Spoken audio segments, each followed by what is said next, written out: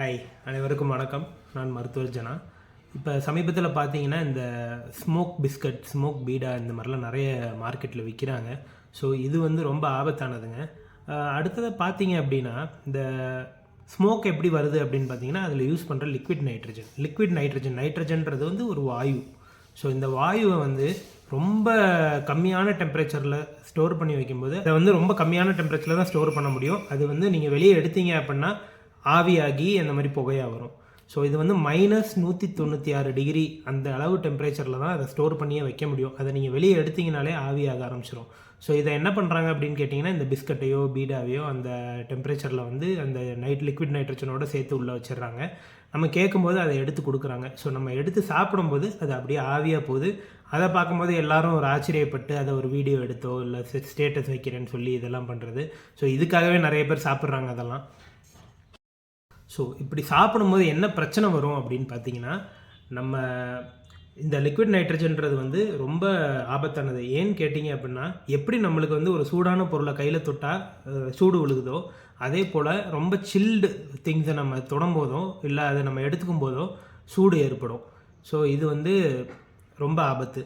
நம்ம கையில் பட்டுச்சு அப்படின்னாலே ரொம்ப நேரம் வச்சுருந்தோம் அப்படின்னாலே அது வந்து புண்ணாயிரும். கை கால்கள்லாம் தோல் எவ்வளோ திக்காக இருக்கும் அப்படின்றது உங்களுக்கு தெரியும். ஆனால் நம்ம உணவு குழாயோ சுவாச குழாயிலையோ இருக்கிற அந்த லைனிங் வந்து ரொம்ப தின்னாக இருக்கும், ரொம்ப ஜென்டிலாக இருக்கும்.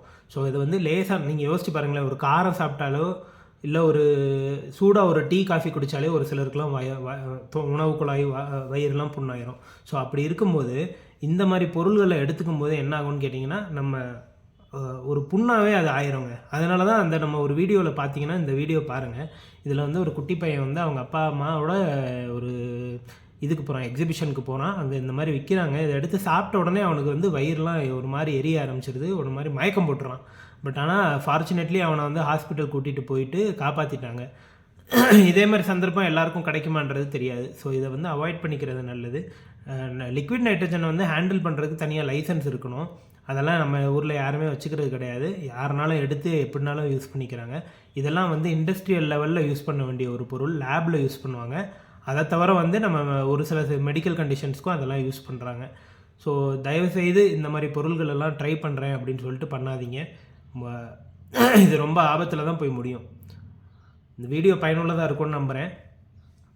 உங்கள் ஃப்ரெண்ட்ஸ் அண்ட் ஃபேமிலிக்கு ஷேர் பண்ணுங்கள். தேங்க்யூ. இன்னும் இந்த மாதிரி நிறைய இன்ஃபர்மேட்டிவ்ஸ் வீடியோஸ் வேணும்னா கண்டிப்பாக சேனலை சப்ஸ்கிரைப் பண்ணிக்கோங்க. தேங்க்யூ.